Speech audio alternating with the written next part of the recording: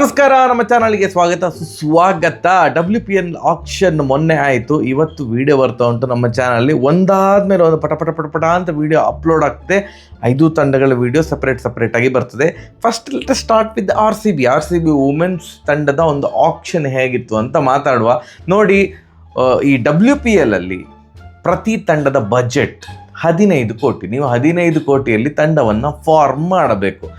ಏನು ರಿಟೆನ್ಷನಲ್ಲಿ RCBಯಲ್ಲಿ 4 ಪ್ಲೇಯರ್ಸನ್ನು, RCB women's ಟೀಮಲ್ಲಿ 4 ಪ್ಲೇಯರ್ಸನ್ನು retain ಮಾಡಿದರು. ಒಂದು ಅಫ್ಕೋರ್ಸ್ ನಮ್ಮ ಕ್ಯಾಪ್ಟನ್ ಸ್ಮೃತಿ ಮಾಂಧನ, ಅವರನ್ನು 3.5 ಕ್ರೋರಿಗೆ ರಿಟೈನ್ ಮಾಡಿದರು. ಅದಾದಮೇಲೆ ಏನು ದಂತಕತೆ, ಎಲಿಸ್ ಪೇರಿ ಎಂಥ ಪ್ಲೇಯರ್, ಅವರನ್ನು 2 ಕೋಟಿಗೆ ರಿಟೈನ್ ಮಾಡಿದರು. ಮತ್ತು ಹೊಡೆಬಡೆಯ ಆಟಗಾರ್ತಿ ರಿಚಾ ಘೋಷ್, ನಮ್ಮ wicket keeper Richa Ghosh, the finisher, ಅವರನ್ನು 2.75 ಕ್ರೋರಿಗೆ ರಿಟೈನ್ ಮಾಡಿದರು. ಹಾಗೆ ಶ್ರೇಯಾಂಕಾ ಪಾಟೀಲ್, ನಮ್ಮ ಪುಟ್ಟಿ ಅಂತ ಕರೆಸಿಕೊಳ್ಳುವಂತಹ ಶ್ರೇಯಾಂಕಾ ಪಾಟೀಲ್ ಅವರನ್ನ 60 ಲಕ್ಷಕ್ಕೆ ರಿಟೈನ್ ಮಾಡಿದರು. ಸೊ ಈ 4 ಪ್ಲೇಯರ್ಸ್ ಆಲ್ರೆಡಿ ಪ್ರೂವನ್ ಪ್ಲೇಯರ್, ಅವರನ್ನು ರಿಟೈನ್ ಮಾಡಿದರು. ಅದರ ಮೇಲೆ ಯಾರ್ಯಾರನ್ನ ತೆಗೆದುಕೊಂಡಿದ್ದಾರೆ ನೋಡಿ. ನಮ್ಮ ಪರ್ಸಲ್ಲಿ ಇದ್ದದ್ದು ಅಂದರೆ 8.85 ಕೋಟಿ, 8.85 ಕ್ರೋರ್ ರಿಟೆನ್ಷನ್ ಅಲ್ಲಿಯೇ ಹೋಗಿತ್ತು. ಉಳಿದದ್ದು ಕೇವಲ 6.15 ಕ್ರೋರ್. ಅದರಲ್ಲಿ ಒಂದು ಒಳ್ಳೆಯ ತಂಡವನ್ನು ಕಟ್ಟಬೇಕಿತ್ತು. ನನಗೆ ಸಿಕ್ಕಾಪಟ್ಟೆ ಖುಷಿ ಆದದ್ದು ಏನು ಅಂತಂದರೆ, RCB ಈ ಒಂದು ಆಕ್ಷನ್ನಲ್ಲಿ ಒಂದೇ ಒಂದು ಪ್ಲೇಯರ್ಗೂ ಕೂಡ 1 ಕೋಟಿಗಿಂತನೂ ಜಾಸ್ತಿ ಕೊಡಲಿಲ್ಲ. ಭಯಂಕರ ಥಿಂಕ್ ಮಾಡಿ, ತಲೆ ಖರ್ಚು ಮಾಡಿ ಒಳ್ಳೊಳ್ಳೆ ಪ್ಲೇಯರ್ಸನ್ನು ಬೈ ಮಾಡಿದ್ದಾರೆ. ಅಂದರೆ ಸಣ್ಣದಾಗಿ ಚಿಕ್ಕದಾಗಿ ಹೇಳಬೇಕು ಅಂತಂದರೆ absolutely happy with the action. ಅಂದರೆ ಟಕ್ಕನ ಇದು ಒಂದು ಪ್ಲೇಯಿಂಗ್ 11 ನೋಡಿದಾಗ ಇದು ವಿನ್ ಆಗ್ಬೋದು, ಕಪ್ಪು ವಿನ್ ಆಗ್ಬೋದು ಅಂತ ಹೇಳುವಂತಹ ತಂಡ. ಈಗ ನೋಡುವ, ಫಸ್ಟ್ ಯಾರೆಲ್ಲ ರಿಟೈನ್ ಆಗಿದ್ದಾರೆ ಅವ್ರವ್ರದ್ದು ಪ್ಲೇಸಲ್ಲಿ ಹಾಕಿಬಿಟ್ಟಿದ್ದೇನೆ. ಓಪನರ್ ಸ್ಮೃತಿ ಮಂಧನ, 1 ಡೌನಲ್ಲಿ ಎಲಿಸ್ ಪೇರಿ, ಅದಾದಮೇಲೆ ರಿಚಾ ಘೋಷು ಒಂದು ನಂಬರ್ 5 ಇರ್ತಾರೆ ಅಂತ ಅಂದ್ಕೊಂಡಿದ್ದಾರೆ. ಅದಾದಮೇಲೆ ನಂಬರ್ 8 ಶ್ರೇಯಾಂಕಾ ಪಾಟೀಲ್, ಒಂಚೂರು ಬ್ಯಾಟಿಂಗ್ ಎಬಿಲಿಟಿ ಉಂಟು. ಏನು ಆಲ್ರೆಡಿ ಇದ್ದಂಥ ಪ್ಲೇಯರನ್ನು ಬೈ ಮಾಡಲಿಕ್ಕೆ ಟ್ರೈ ಮಾಡಿದ್ರು, ಬಟ್ ಆಗೋದಿಲ್ಲಲ್ಲ, ಪರ್ಸಲ್ಲಿ ಎಷ್ಟು ದುಡ್ಡಿದೆ ಅದು ಸಹ ನೋಡಿಕೊಳ್ಬೇಕಾಗ್ತದೆ. ಒಂದು ಭಯಂಕರ 2 ಪ್ಲೇಯರ್ಸನ್ನು ಬೈ ಮಾಡಿದ್ದಾರೆ. ಆ 2 ಪ್ಲೇಯರಲ್ಲಿ ಒಬ್ಬರಿಗೆ ಮಾತ್ರ ಪ್ಲೇಯಿಂಗ್ 11ನಲ್ಲಿ ಚಾನ್ಸ್ ಸಿಗ್ತದೆ. ಯಾರನ್ನು ಆಡಿಸ್ತಾರೆ ಅಂತ ಗೊತ್ತಿಲ್ಲ. ಒಂದು ಜಾರ್ಜಿಯಾ ವಾಲು 60 ಲಕ್ಷಕ್ಕೆ ಬೈ ಮಾಡಿದ್ದಾರೆ. ಅಥವಾ ಗ್ರೇಸ್ ಹ್ಯಾರಿಸ್, ಎಂಥ ಪವರ್ಫುಲ್ ಹಿಟ್ಟರ್ ಮಾರೆ, 2ರಲ್ಲಿ ಒಬ್ಬರಿಗೆ ಚಾನ್ಸ್ ಸಿಗ್ತದೆ ಅಂತ ನಂಗೆ ಅನ್ನಿಸ್ತಾ ಇರೋದು. ಗ್ರೇಸ್ ಹ್ಯಾರಿಸ್ ಅವ್ರನ್ನ 75 ಲಕ್ಷಕ್ಕೆ ಬೈ ಮಾಡಿದರು. ಐ ಥಿಂಕ್ ಫಸ್ಟ್ ರೌಂಡಲ್ಲಿ ಅನ್ಸೋಲ್ಡ್ ಆಗಿದ್ರು ಅಂತ ಅಂದ್ಕೊಳ್ತೇನೆ ಗ್ರೇಸ್ ಹ್ಯಾರಿಸ್. ಅದಾದಮೇಲೆ ಕೊನೆಗೆ ಬೈ ಮಾಡಿತಾ ಅಂತ, if I am not wrong, ನಾನು ಹಾಗೆ ಅಂದ್ಕೊಂಡಿದ್ದೇನೆ. ತಪ್ಪಿದ್ರೆ ದಯವಿಟ್ಟು ಕಮೆಂಟ್ ಸೆಕ್ಷನ್ ತಿಳಿಸಿ.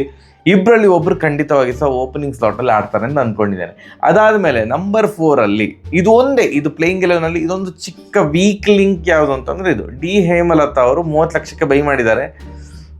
ಅಂದರೆ ನನಗೆ ಇವರ ಮೇಲೆ ಅಷ್ಟೇನು ದೊಡ್ಡ ಭರವಸೆ ಏನಿಲ್ಲ, ಬಟ್ ಇರೋ ಮಿಕ್ಕಂಥ ಪ್ಲೇಯರ್ಸಲ್ಲಿ ಇವ್ರಿಗೆ ಒಂದು ಪ್ಲೇಯಿಂಗ್ 11ನಲ್ಲಿ ಚಾನ್ಸ್ ಸಿಗ್ತದೆ ಅಂತ ಅಂದ್ಕೊಂಡಿದ್ದಾನೆ. ಇವರು ಒಂಚೂರು ನಿಂತ್ಕೊಂಡ್ರೆ ಸಾಕು. ಯಾಕಂತಂದರೆ ನೆಕ್ಸ್ಟ್ ಬರುವಂಥ ಆಟಗಾರ್ತಿ ರಿಚಾ ಘೋಷ್ ಅವ್ರನ್ನ ರಿಟೈನ್ ಮಾಡಿದ್ದಾರೆ. ನಮ್ಮ ವಿಕೆಟ್ ಕೀಪರು ಏನೋ ಲೀಲಾಜಾಲವಾಗಿ 6 ಹೊಡಿತಾರೆ. ಅದಾದ ಮೇಲೆ ಇದು ಸ್ಟೀಲ್ ಡೀಲ್ 65 ಲಕ್ಷಕ್ಕೆ. ನೋಡಿ, ನಾವು ಏನು ODI ವರ್ಲ್ಡ್ ಕಪ್ ಆಯಿತು, ಅದರಲ್ಲಿ ಭಾರತವನ್ನು ಸೋಲಿಸಿದ್ಯಾರು ಸೌತ್ ಆಫ್ರಿಕಾದ ಒಂದು ಆಟಗಾರ್ತಿ ಲೀಗ್ ಹಂತದಲ್ಲಿ, ಡಿ ಕ್ಲರ್ಕ್. ಭಯಂಕರ, ನಾವು ವಿನ್ ಆಗುವ ಮ್ಯಾಚನ್ನು ಪಟಕ್ ಅಂತ ಚೇಂಜ್ ಮಾಡಿ ಹಾಕಿದ್ರು. ಪರಿಪೂರ್ಣ ಆಲ್ರೌಂಡರು, ಭಯಂಕರ. ರಿಚಾ ಘೋಷ್ ಒಂದು ಕಡೆಯಿಂದ ಹೊಡಿಲಿಕ್ಕೆ ಸ್ಟಾರ್ಟ್ ಮಾಡಿದರೆ, ಈ ಕಡೆಯಿಂದ ಡಿ ಕ್ಲರ್ಕ್ ಹೊಡಿಲಿಕ್ಕೆ ಸ್ಟಾರ್ಟ್ ಮಾಡಿದರೆ ಎಂಥ ಟೀಮ್ ಕೂಡ ಸೋಲ್ತದೆ. ಅವರನ್ನು ಕೇವಲ 65 ಲಕ್ಷಕ್ಕೆ ನಾವು ಬೈ ಮಾಡಿದ್ದು ಕ್ರೇಜಿ ಡೀಲ್. ಅವರು ಡೆಫಿನೆಟ್ಲಿ ಅಂದರೆ ರಿಚಾ ಘೋಷ್ ಜೊತೆಗೆ ಅವರೊಂದು ಫಿನಿಷರ್ ಆಗಿರ್ತಾರೆ. ಅದಾದಮೇಲೆ ಪೂಜಾ ವಸ್ತ್ರಕರ್, ಒಂದು ಸ್ವಲ್ಪ ಪೇಸ್ ಬೌಲರ್ ಬೇಕಿತ್ತು, ಸ್ವಲ್ಪ ಬ್ಯಾಟಿಂಗ್ ಅಬಿಲಿಟಿ ಇರೋರು, ಅವರನ್ನು 85 ಲಕ್ಷಕ್ಕೆ ಬೈ ಮಾಡಿದ್ದಾರೆ. ನೋಡಿ, ಅವ್ರದ್ದೊಂದು ಇಂಜುರಿ ಕನ್ಸರ್ನ್ ಉಂಟು. ಲಾಸ್ಟ್ ಅಕ್ಟೋಬರಿಂದವೇನೋ ಅವರು ಆಡ್ತಾ ಇಲ್ಲ, ಆಡಿಲ್ಲ. ಸೊ ಅವರನ್ನು ನಾವು 85 ಲಕ್ಷ ಕೊಟ್ಟು ಬೈ ಮಾಡಿದ್ದೇವೆ. ಒಳ್ಳೆ ಪ್ರಾಸ್ಪೆಕ್ಟ್. ಅವ್ರು ಫಿಟ್ ಇದ್ದರೆ ಶೂರ್ ಶಾರ್ಟ್ ಪ್ಲೇಯಿಂಗ್ 11 ಮತ್ತು ತುಂಬ ಇಂಪ್ಯಾಕ್ಟ್ಫುಲ್ ಆಟಗಾರ್ತಿ ಆಗಿರ್ತಾರೆ. ಸೊ ಅವರು ಖಂಡಿತವಾಗಿ ಈ ಪೊಸಿಷನಲ್ಲಿ ಆಡ್ತಾರೆ ಅಂತ ಅಂದ್ಕೊಂಡಿದ್ದೆ ಪೂಜಾ ವಸ್ತ್ರಕರ್ ಅವರು. ಅದಾದಮೇಲೆ ಶ್ರೇಯಾಂಕಾ ಪಾಟೀಲ್, ಪುಟ್ಟಿ. ಅದಾದಮೇಲೆ ಸ್ಮೃತಿ ಮಾಂಧನ ಅವರ one of the best friends, ನಮ್ಮ ಇಂಡಿಯನ್ ಕ್ರಿಕೆಟ್ ಇದು ದ ಬೆಸ್ಟ್ ಫೀಲ್ಡರ್, ಒಳ್ಳೆ ಸ್ಪಿನ್ನರ್ ರಾಧಾ ಯಾದವ್. ಅವರು ಕೂಡ ಜಸ್ಟ್ 65 ಲಕ್ಷಕ್ಕೆ ಸಿಕ್ಕಿರೋದು ಭಯಂಕರ ಒಳ್ಳೆ ಡೀಲ್ ಇದು. ಯಾಕಂತಂದರೆ ಇವರು ಫೀಲ್ಡಿಂಗಲ್ಲಿ ಒಂದಿಷ್ಟು ರನ್ ಸೇವ್ ಮಾಡಿ ಬಿಡ್ತಾರೆ. ODI ವರ್ಲ್ಡ್ ಕಪ್ ವಿನ್ನಿಂಗ್ ಸ್ಕ್ವಾಡಲ್ಲಿ ಕೂಡ ಇದ್ರು ರಾಧಾ ಯಾದವ್. ಅವರು 65 ಲ್ಯಾಕಿಗೆ ಸಿಕ್ಕಿದ್ದಾರೆ.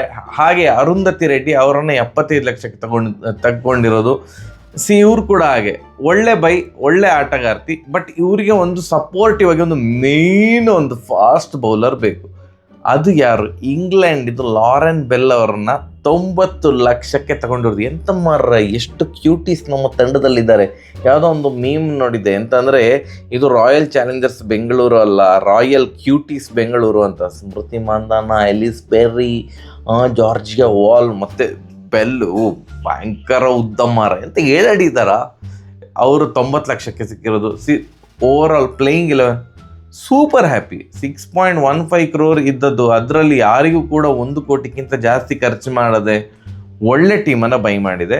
ಓಕೆ, ಇರುವ ಈ ಪ್ಲೇಯಿಂಗ್ 11ನಲ್ಲಿ ಒಂದು ಚಿಕ್ಕ ವೀಕ್ ಲಿಂಕ್ ಡಿ ಹೇಮಲತಾ ಅಂತ ನಂಗೆ ಅನಿಸ್ತಾ ಉಂಟು. But happy with the squad, absolutely happy with the squad. ಒಂದು ಒಳ್ಳೆಯ ತಂಡವನ್ನು ಕಟ್ಟಿದ್ದಾರೆ. ಸ್ಮೃತಿ ಮಂದನ ಅವ್ರದ್ದು ಏನು ಪರ್ಸ್ನಲ್ ಲೈಫ್ ಏನಾಗ್ತಾ ಉಂಟು ಅದೆಲ್ಲ ನಾನು ಜಸ್ಟ್ ಮಾತಾಡ್ಲಿಕ್ಕೆ ಹೋಗೋದಿಲ್ಲ. ಬಟ್ ಅವ್ರದ್ದು IPL ಅಲ್ಲಿ ಅದೆಲ್ಲ ಒಂದು ಸಿಟ್ಟೆಲ್ಲ ಅವರ ಬ್ಯಾಟಿಂಗಿಂದ ಹೊರ ಬರಲಿ, ಹೆವಿ ರನ್ಸ್ ಬರಲಿ, ಟಾಪ್ ಆರ್ಡರ್ ಏನಾದ್ರು ಕ್ಲಿಕ್ ಆದರೆ ಅವರು ಸರಿ ಚಚ್ಚಿದ್ರೆ ಬೌಲರ್ಸಿಗೆ ಒಳ್ಳೆ ಡಿಫೆಂಡ್ ಮಾಡುವಷ್ಟು ಒಳ್ಳೆ ಸ್ಕೋರ್ ಇವರು ಕಲೆಕ್ಟ್ ಮಾಡಿ ಕೊಡ್ತಾರೆ. ಎಲ್ಲಾರು ಅಪ್ಪಿ ಅಂದರೆ ಟಾಪ್ ಆರ್ಡರ್ ಕ್ಲಿಕ್ ಆಗದಿದ್ರೆ ಬ್ಯಾಟ್ಸ್ಮನ್ ಒಂಚೂರು ಕೈ ಕೊಟ್ಟರೆ ಡೆಪ್ತ್ ಹೇಳಿಕೊಳ್ಳುವಷ್ಟೆಲ್ಲ ಬ್ಯಾಟಿಂಗ್ ಡೆಪ್ತ್ ಇಲ್ಲ. ಡಿ ಕ್ಲರ್ಕ್ ಆದಮೇಲೆ ಬರುವ ಅವರೆಲ್ಲರೂ ಕೂಡ ಆ ಥರದ ಪ್ರೂವನ್ ಆಲ್ರೌಂಡರ್ಸ್ ಅಲ್ಲ. ಪೂಜಾ ಅವಸರ್ಕರ್ ಆಗಿರ್ಬೋದು, ಶ್ರೇಯಾಂಕ ಪಾಟೀಲ್ ಆಗಿರ್ಬೋದು, ರಾಧಾ ಯಾದವ್ ಆಗಿರ್ಬೋದು, ಆಲ್ರೌಂಡರ್ಸ್ ಅಂತ ಹೇಳ್ತಾರೆ. ಬಟ್ ಪ್ರೂವನ್ ಆಲ್ರೌಂಡರ್ ಅಲ್ಲ, ಮೋರ್ ಆಫ್ ಬೌಲಿಂಗ್ ಆಲ್ರೌಂಡರ್ಸ್ ಅಂತ ಹೇಳ್ಬೋದು.